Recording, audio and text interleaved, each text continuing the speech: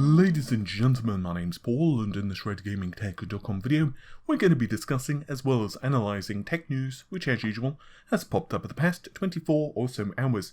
Hope you're all having an amazing day. We have an awful lot of news to get through in this particular video, and we're going to start things out with Intel and the 10th generation Comet Lake processors, as well as the motherboards. So, first of all, WCCF Tech are claiming that the boards themselves, Z490, will be announced in May-ish, although they don't have an exact time frame. Supposedly these boards will offer an improved VRM solution compared to the Z490 boards, which of course you would use for the current generation of Intel processors. This is because obviously they require higher power delivery for the 10th generation CPUs, so it probably will mean that the VRM solutions themselves are a little more expensive, around 3%. That is not really going to impact the price of the boards though, so I suspect board prices on average are going to remain pretty consistent compared to what you are paying now. Rogame on Twitter has also discovered several results for the 10th generation processors, and at this point the 5.1 GHz clock frequency is confirmed, along with of course 10 cores, 20 threads. Furthermore, ASRock have done a bit of an oopsie as well and have actually listed several 400 series boards. They've listed a Z490 Aqua, and we also have H series boards and W series boards as well, which pretty much rounds out the offering. So videocards.com actually got contacted apparently by ASRock, and they were asked to take down the article, but clearly Ycry over at Videocards has decided against this. I guess you could say that he was disinclined to acquiesce to their request. Oh, and WCCF Tech are claiming that Comet Lake is going to have a higher pin count package, although that honestly has been known for a long time now. We've known it's LGA 1200. So the fact it's 1200 literally means it's got more pins. Apparently it will not have backwards compatibility according to their information, but once again we've known that for some time. There is no changes to the actual socket dimensions, the retention mechanisms, or basically anything physically to do with the socket other than the keying of the socket. So long story short, you will be able to put a 200 series cooler or a 300 series cooler on this no problem. But you cannot plonk in, let's say, a 9900K into one of these boards, and you cannot do the reverse, simply because the power delivery is very different. The pin 1 orientation is identical, but this socket will not be backwards or forwards compatible. Their information basically tallies up to what was reported a couple of times in the past. There were multiple reports of the same thing back in, I believe it was late November or early December, something like that. But anyway, the fact is that it's pretty much confirmed at this point that there will be no backwards and forwards compatibility. It really is going to come down with Comet Lake to the pricing. As I've mentioned in a previous news video about a week ago, Intel are reportedly going to be reducing their pricing in the second half, which, if you think about it, seems to coincide with the launch of these boards and the processors. Does it mean that Intel are going to be competitive to AMD? Probably not if you're talking about content creation. It doesn't really matter what Intel does to the clock frequency. With the current Skylake architecture, you cannot compete with 16 cores, 32 threads with 10. But what they can do is aim towards, well, basically offering a pretty compelling solution for gaming. So it's going to be interesting to see what their pricing strategy is. I am putting together an Intel video at the moment, and actually I was supposed to be filming it today, but I got a little bit delayed with a few, let's say, issues yesterday. One of my power supplies blew on a test rig, so that was a bit of fun, and I had to do some diagnosing to figure out if any components were broken, so I'm running a little bit behind schedule there. Fortunately, nothing was damaged. I discussed this on Twitter. It's one of the reasons I put out no video yesterday, but over the next few days there will be some really cool videos. I apologise for that, but yeah, basically I spent a good half the day yesterday trying to figure out if there were any dead components. I'm not quite doing things alphabetically here, which I do prefer to do, but there is a very interesting piece of news that is coming out of China with x86 processors. And Zhaoxin in Shanghai, China, have actually been producing x86 chips, and they're already listed on various websites in China. These x86 chips are still behind in terms of performance compared to what you could expect from AMD or Intel, but they are pledging, that is the company, to start catching up to what you can expect from AMD and Intel. Not that either of those two companies are going to be resting on their laurels. So the processor itself has 8 megabytes of level 2 cache. It's produced on the 16nm process, but lacks level 3 cache. So if we were to look at a few benchmarks, there's been a couple of YouTubers that have gotten hold of this. I'll link the article which correlates all this together on Tom's Hardware in the article. But long story short, the old processors from the company in Cinebench R20 scored a meager 228 points, which is, I'm sure you'll agree, pretty paltry. The new chips score 845 points. And in the Fritz Chess benchmark, it scores 9,919 points.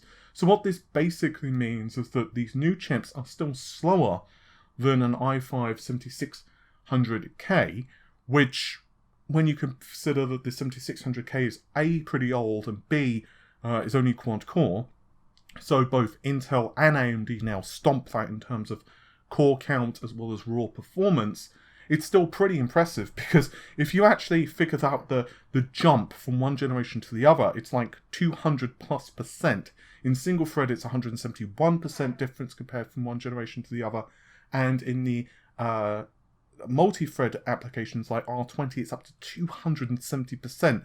That's pretty impressive. So if they continue to make these rather large jumps, well, yeah, you can kind of guess what I'm saying here. So it's going to be fascinating to see how additional competition, I suppose you could say, is going to shape things.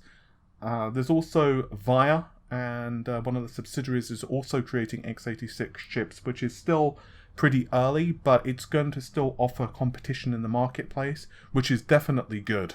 Continuing the tradition of this video and its haywire order of covering stories, there's a very interesting thing going on with Nintendo. So one of the rumours that we've been hearing about for months, actually maybe even over a year now, is that there will be a higher performance Switch model on the way, and this seems to consistently be a case of, it's coming. No, seriously guys, it is coming. Honestly, it's coming, but, well, so far we've not heard anything solid other than industry insiders claiming that it's happening and it's going to be a higher performance system, maybe aiming up to 4K with higher frame rates and improved visual fidelity, blah-de-blah-de-blah-blah. However, what's happened now is that the company financials have just taken place, and the briefing basically stated that the Switch, they want to continue to increase the appeal and the install base of the current model, but this year they have no plans to release a new Switch model. So that's any model, so there won't be any Switch Pro at all. However, they state that that's going to be through 2020. Amy covered this in an article which will be linked in the description of the video, but long story short, they're not dismissing the fact that there will be potentially a new console coming, but it's not going to happen in 2020. Honestly, I think Nintendo are probably making the right move there. There's a lot of questions, quite frankly, regarding the pricing of the PlayStation 5 and Xbox, and neither Sony or Microsoft are directly competing against Nintendo's offering, but of course people are not having infinite funds at their disposal. So I think most people, and let me know if you feel differently, are probably thinking, well, let's say you're going to buy the PlayStation 5, although it could be the Xbox, it doesn't really matter. You know what, the console I'm probably going to guess is like $400. I want to buy it with maybe a second joypad if required. I need games to play on it, so that's like another $100 to $200. So really I'm looking at, let's say, $600 US to $650. So realistically, if Nintendo, for example, were also to release the console, people would then have to make a decision of like, what do you buy? And it's the same thing for parents, of course, buying something for kids. You can't really expect parents to buy 2 high-end consoles, let alone, or even a console plus like a Switch, which I know they're kind of the same thing, but you get my point. I suspect Nintendo may also decide to slightly beef up the console, depending on what the final specifications are and the pricing of the Xbox and PlayStation. And honestly, the Switch has had some slump in sales this year, but not anything terribly bad. So I think that Nintendo are probably going to continue to maybe try to crank down the price of the Switch by Christmas, get some really good bundles going. Obviously the DS is not dead, but it's not doing so well as it used to be. So I think that's probably what Nintendo's plan is for the foreseeable future. The final thing I'd really like to discuss with you all, however, concerns Nvidia. There's a very interesting article floating around from the website The Next Platform, and it does concern a supercomputer. And there are a couple of caveats that we will be going through as we go through the news. But basically, the Big Red 200 will feature the next generation GPUs from Nvidia. And Brad Wheeler, who is the Vice President of Information Technology and Chief Information Officer, told the Next Platform that Big Red 200 supercomputer would feature Nvidia's next generation GPUs, and they will be added to the cluster this summer. Big Red is going to also have 672 dual socket nodes for AMD's Rome EPYC 7742 processors. Now, what about the performance itself? Well, apparently the new silicon is expected to be between 70 to 75% faster than the current generation offerings. But it looks like they are essentially referring to Volta here. But the statement itself is very ambiguous what it exactly means. We can expect something to be announced at GTC. Ycry over at videocards.com claims that we're going to learn more about the architecture. That is Ampere, or whatever it ends up being called, during the March GTC from Nvidia. But in terms of what they could mean for consumer cards, it's still very unclear. As I've mentioned 100 times by now, I keep being told ray tracing performance increases, and we can also expect improvements in traditional rasterization performance as well, but your guess is as good as mine how much. One card that, did you get it? Oh god.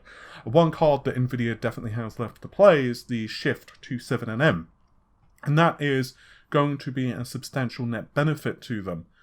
But they can also do still things to improve the efficiency of the architecture. And what's quite interesting as well is that there's no actual exact mention of what generation of GPU they're comparing it with here.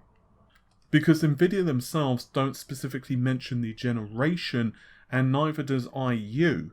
They simply mention that it's going to be utilizing a Tensor Core GPU, which could mean some type of rebadged Tesla V100, and also it depends heavily upon how they are calculating this performance. Are they referring to, for example, Tensor Core performance only? And therefore, how would that translate to gaming performance? My personal opinion is we are still going to get quite a substantial bump for the performance from Nvidia's next cards. And one way you can kind of tell this is how AMD are phrasing certain things. So Lisa Su, during the recent earnings call, she said that they felt that their products for graphics was going to be pretty impressive, as well as CPUs, but they were going to be meeting substantial resistance, I believe was the phrase she used, from both Nvidia and Intel. And furthermore, what we know is that the cards from AMD are going to be pretty impressive in terms of 4K. We've seen that leaked benchmark, which puts it around 30-ish% faster than the RTX 2080 Ti in a benchmark which heavily favors Nvidia. And that is quite early silicon. The rumor has it that AMD are targeting Nvidia's next generation GPUs. I was told in an exclusive that these cards are going to launch most likely kind of early summertime, which means the silicon that we've seen in this benchmark, assuming all of this stuff is true, was kind of still early engineering sample, it was probably not running at final clock speeds, and most likely the drivers weren't 100% optimized. I'm not saying that this is going to double the performance of the card or anything, but there's still probably a little bit of performance to squeeze out of the tank. And furthermore, another thing that's a bit mysterious is how high-end that GPU that was being tested from AMD. Basically, my prediction is that both AMD and Nvidia are going to want to come out swinging, because they know as well that the next generation consoles are going to be vying for your cash. And furthermore, they don't want Intel to be able to just put out a product easily and then just kind of sweep the field. And there's still an awful lot of questions regarding what Intel's offerings are. And honestly, even if you take out the next generation consoles as well as Intel, quite frankly, both companies know that the other one is not playing around anymore. So it's going to be a really interesting 2020. With all of that said though, hopefully you have enjoyed the video. Normal stuff if you did. Like, share, comment and subscribe. And I will see you soon. Take care of yourselves. Bye for now.